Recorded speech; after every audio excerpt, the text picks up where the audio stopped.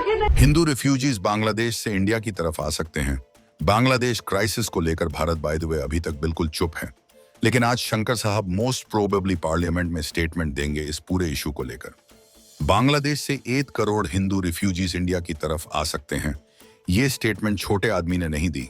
Waste Bengal में chief minister है ममता बनर्जी और यहाँ पर असेंबली में लीडर ऑफ अपोजिशन है शुवेंदु अधिकारी। इन्होंने यह बात कही है कि 1 करोड़ हिंदू रिफ्यूजीज बांग्लादेश से आ सकते हैं इंडिया में, क्योंकि बांग्लादेश में क्राइसिस बहुत सीरियस है और इंडिया को प्रिपेयर यहाँ पे होना चाहिए, क्योंकि सिचुएशन बांग्लादेश में काफी खराब हो सकती है आने वाले समय में।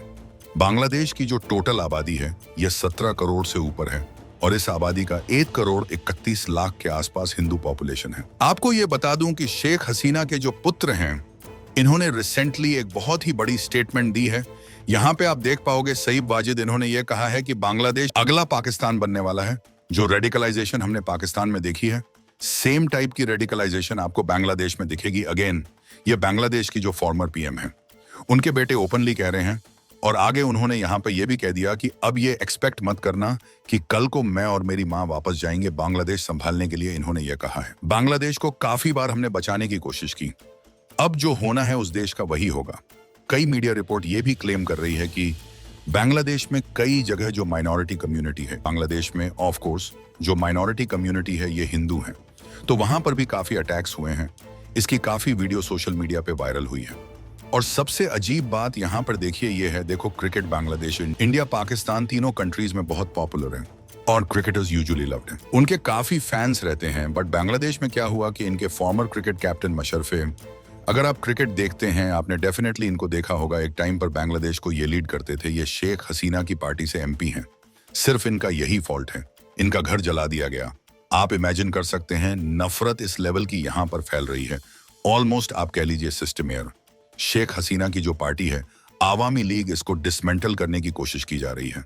और दूसरी तरफ हम ये देख रहे हैं कि खलीद जिया, बांग्लादेश की एक पॉलिटिशियन जिनको जेल हो गई थी आज से कई साल पहले, अचानक से बिना कोई कोर्ट की इंटरवेंशन के अचानक से आर्मी जनरल की मीटिंग होती है। कई और लोग मिलते हैं बांग्लादेश में और ये डिसाइड किया जाता है कि खलीला जिया को जेल से निकाल दिया जाएगा। इधर आप देख पाओगे यह है खलीला जिया, बांग्लादेश की एक्स प्राइम मिनिस्टर।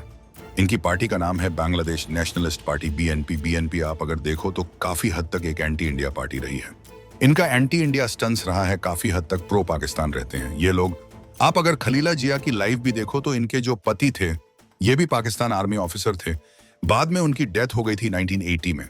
बट अगर मान लीजिए कल को ये पावर में आ जाती है, ये फिर से बांग्लादेश की पीएम बन जाती है, उस केस में बांग्लादेश डेफिनेटली एक प्रो पाकिस्तान कंट्री बन सकता है।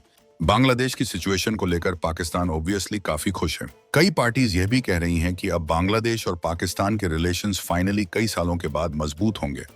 और अगर हम यूएस का रिएक्शन देखें तो यूएस का रिएक्शन काफी सरप्राइजिंग है। देखो जिस तरीके से आर्मी ने टेक ओवर कर लिया बांग्लादेश में, लग रहा था कि यूएस कहेगा कि वी आर कंसर्न, मगर नहीं, यूएसए की गवर्नमेंट ने बांग्लादेश की आर्मी की तारीफ की। अब बांग्लादेश में बहुत ही जल्द एक इंटरम सरकार बना दी जाएगी। वो इंटरम सरकार बिल्कुल बांग्लादेश की आर्मी के अंडर ही, उनके इन्फ्लुएंस के अंडर ही काम करेगी। आपको एक फोटो दिखाता हूँ, देखो बहुत ही इंटरेस्टिंग फोटो है, उससे आप समझ जाओगे कि बांग्लादेश में स्थिति क्या है आज के समय। एक बार ये फोटो नोटिस करना, यहाँ पे आप देख पाएंगे ये है प्रेसिडेंट ऑफ इंडिया और एड्रेस टू द नेशन चल रहा है। एड्रेस टू द नेशन में प्रेसिडेंट पूरे देश की जनता से बातचीत करते हैं। अब इधर आप देख पाओगे इससे पहले रामनाथ कोविंद साहब, भारत के पूर्व प्रेसिडेंट, ये भी एड्रेस टू द नेशन कर रहे हैं। पीछे आप देखोगे भारत का झंडा है, गांधी जी का एक बस्ट आपको दिख जाएगा। एग्जाम्पल के लिए इधर आप देख पाओगे यूएसए के प्रेसिडेंट, ठीक है, पीछे यूएस का झंडा दिख गया आपको। ये डोनाल्ड ट्रंप अपने जमाने में ये एड्रेस टू द नेशन कर रहे हैं सी जिनपिंग का। देख लो चाइना का झंडा। अब देखो बांग्लादेश का, जो बांग्लादेश में एड्रेस टू द नेशन हुआ है, ये यहाँ पर इनके प्रेसिडेंट हैं।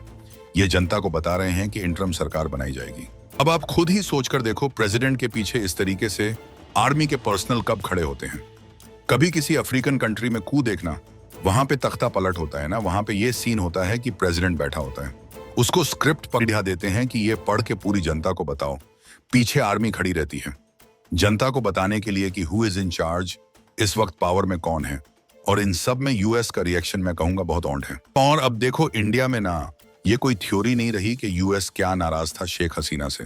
अब आप देखोगे openly main stream media India में खुल के ये बात डिस्कस कर रहा है कि यूएसए को शेख हसीना पसंद तो बिल्कुल नहीं थी, कि ये जो भी तख्ता पलट भी रिसेंटली हुआ है ना, उससे पहले जुलाई महीने में ही जो यूएस एम्बेसडर टू बांग्लादेश थे, ये चले गए थे। गुस्सा होकर गए थे। पीटर हास इनका नाम है, इनके बारे में भी आप सर्च कर सकते हैं। जो एक एम्बेसी का ट्रेडिशनल फेयरवेल होता है, वो भी इन्होंने स्किप कर दिया और ये कहा कि जो मेरा काम था बांग्लादेश में, वो मैं शायद प्रॉपरली नहीं कर पाया।